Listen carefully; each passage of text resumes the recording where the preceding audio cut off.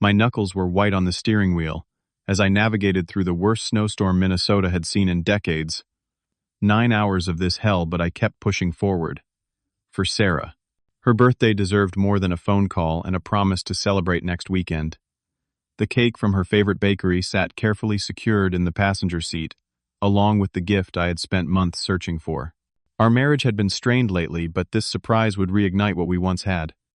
At least that was what I told myself as I inched closer to home.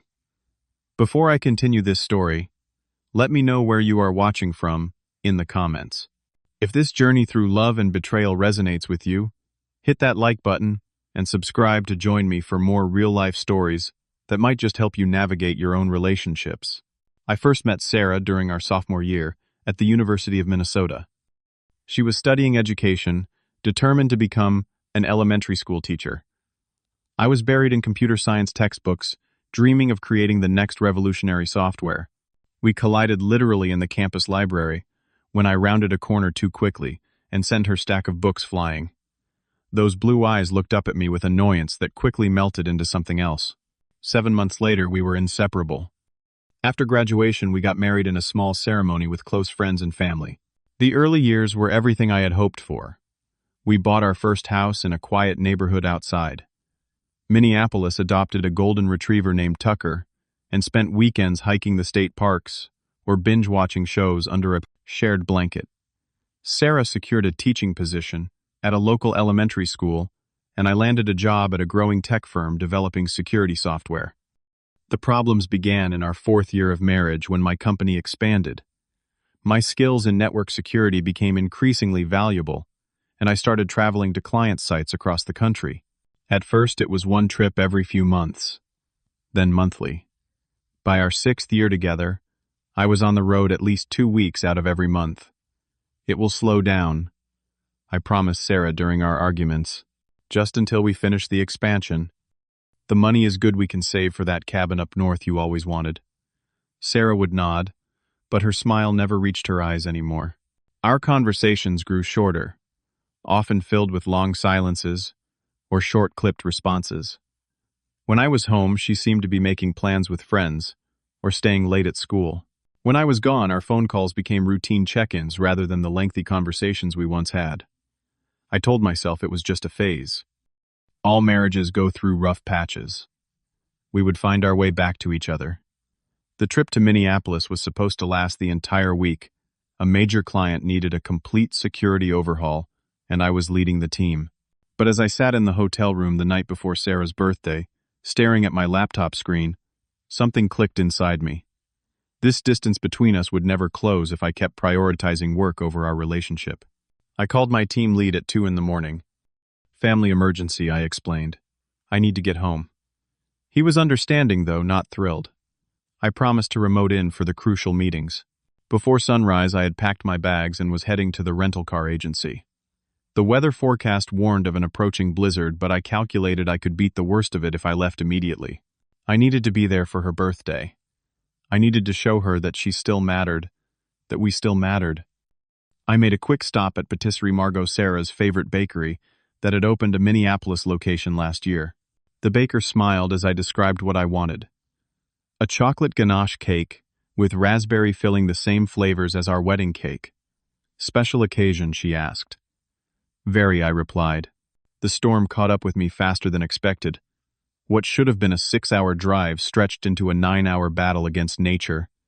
Visibility dropped to mere feet in front of my car. Twice I nearly slid off the highway, my heart hammering as I regained control.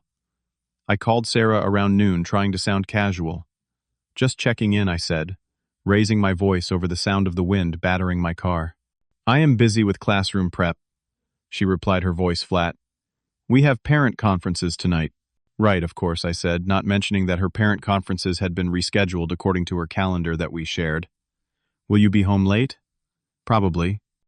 "Do not wait up if you call tonight." I smiled to myself, knowing she assumed I was still in Minneapolis. The surprise would be worth it, seeing her face light up when I walked through the door with her cake and gifts.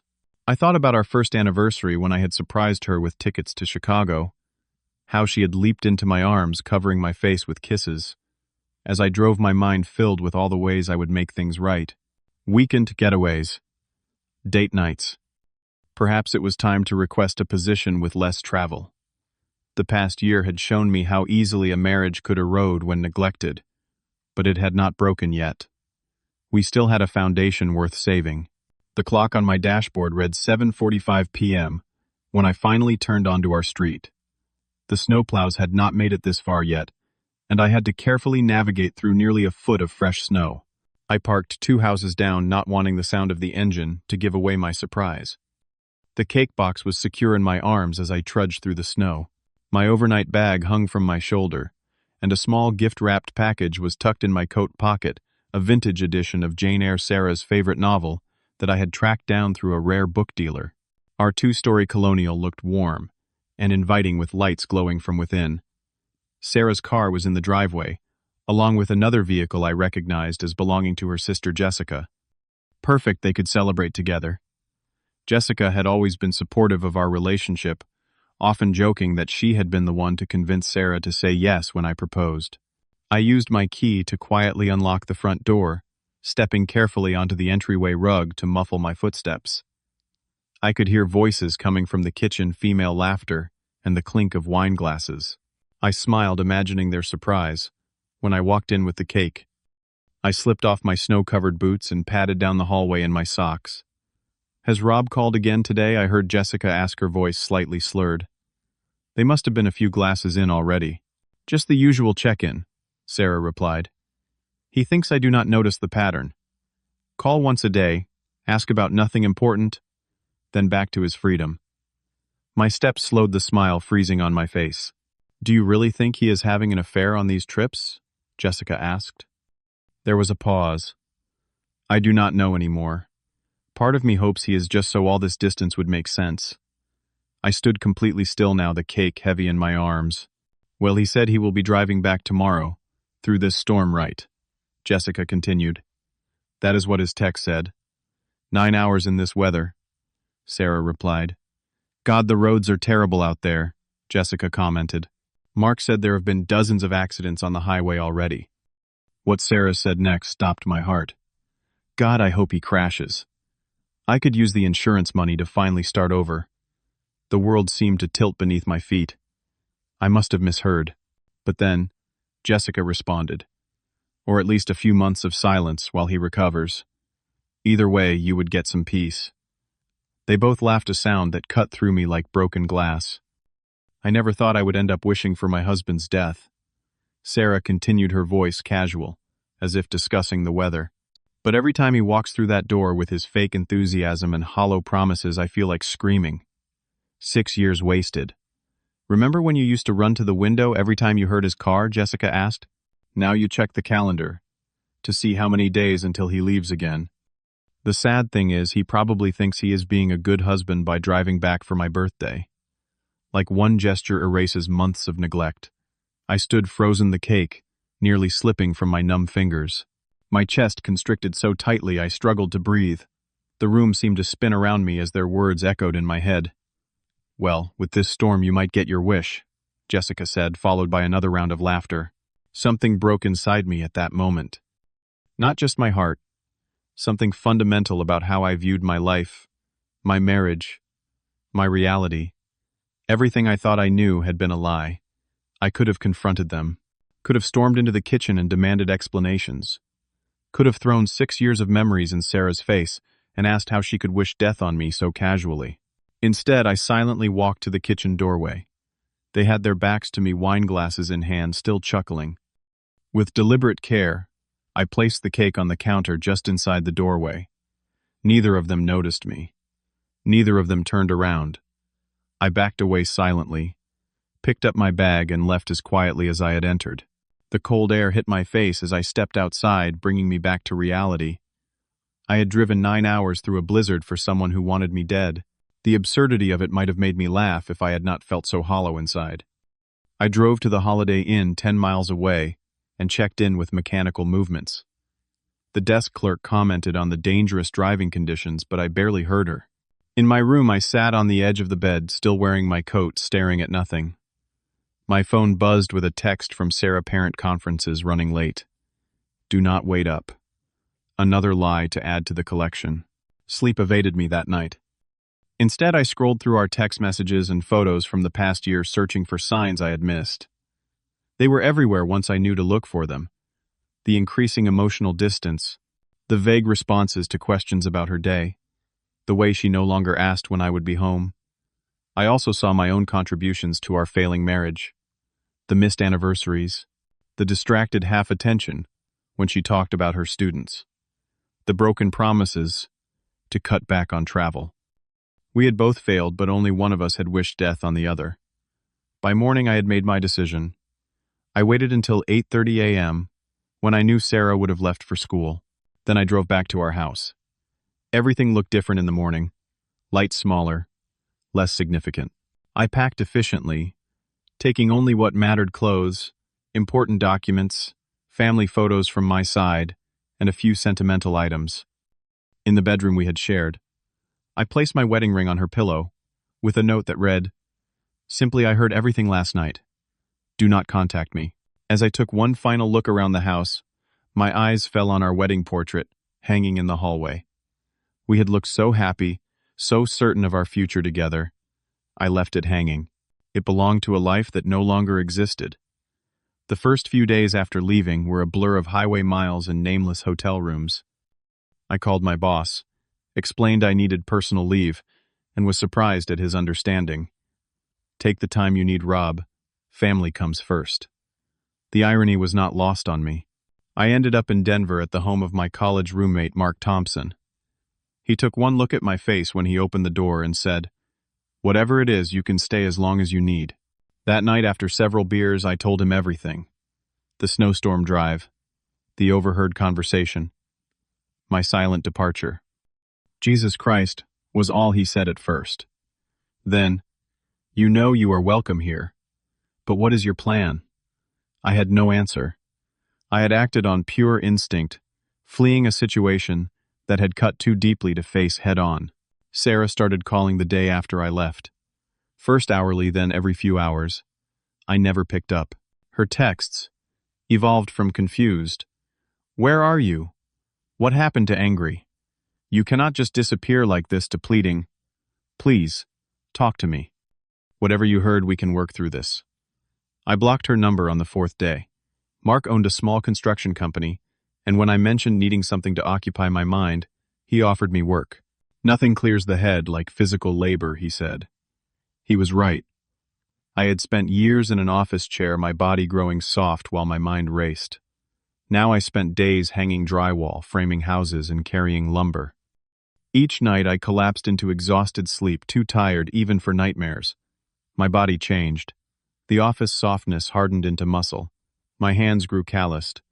My skin darkened under the Colorado Sunday.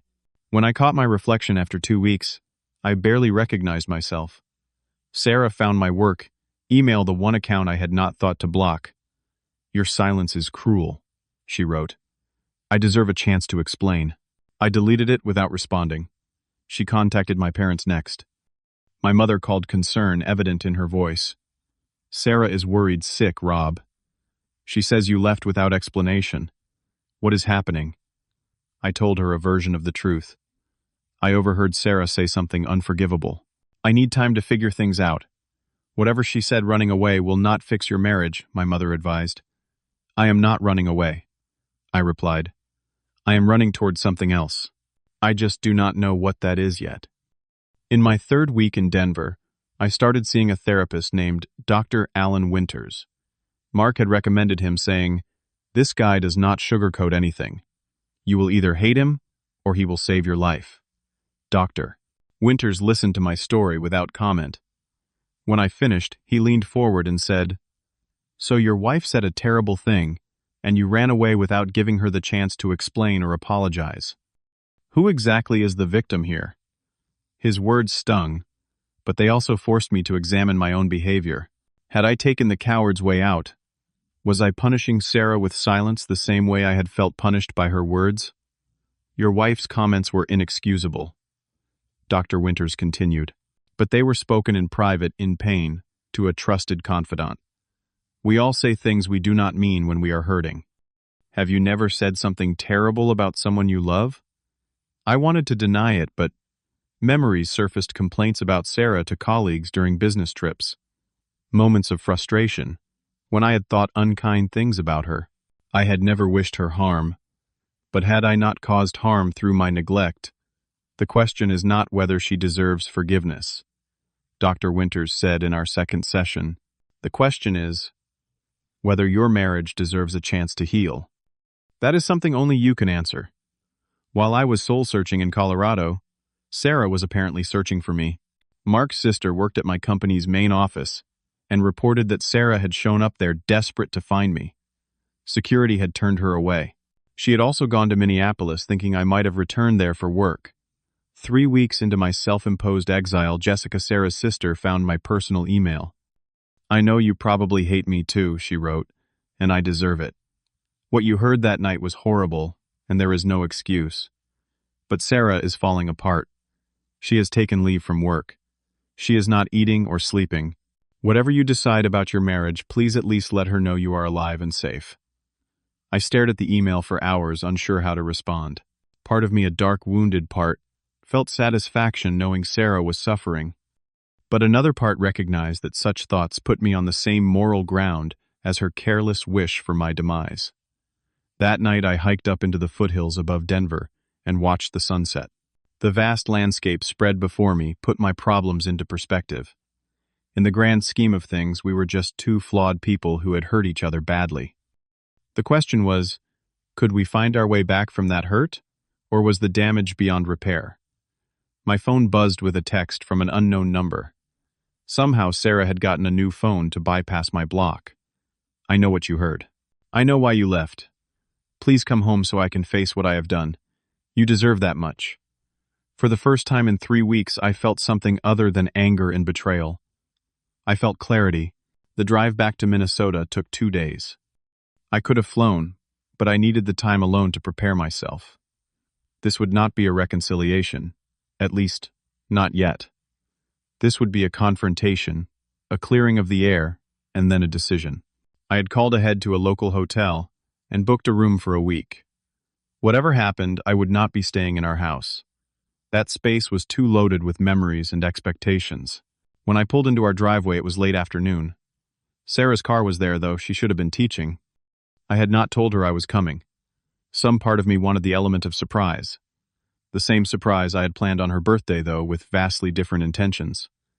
I knocked, rather than using my key. This was no longer my home in any way that mattered.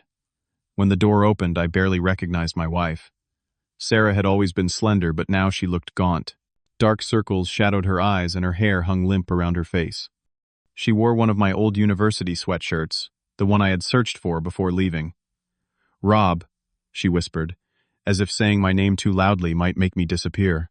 "We need to talk," I said, my voice steadier than I had expected. "May I come in?" She stepped back wordlessly, her eyes never leaving my face. Inside, the house was cluttered in a way Sarah would never have tolerated before. Dishes filled the sink. Mail was piled on the counter.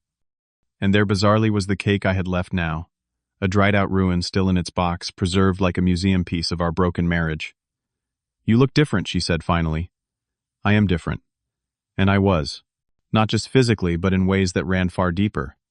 "I have been trying to reach you for weeks." She began, a hint of accusation in her voice. "I know. You just left.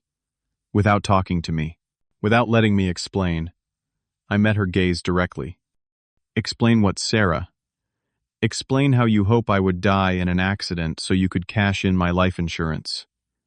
Explain how your sister thought a few months of me being injured and silent would be a nice break for you. What exactly needs explanation there?" She flinched as if I had slapped her. "I did not mean it. You have to know I did not mean it." "But you said it," I replied, "and you laughed afterward." Tears filled her eyes. I was drunk and angry and talking to my sister about things I would never say to anyone else. "Have you never said terrible things you did not mean when you were hurt and angry?" It echoed Dr. Winter's question so closely that I paused.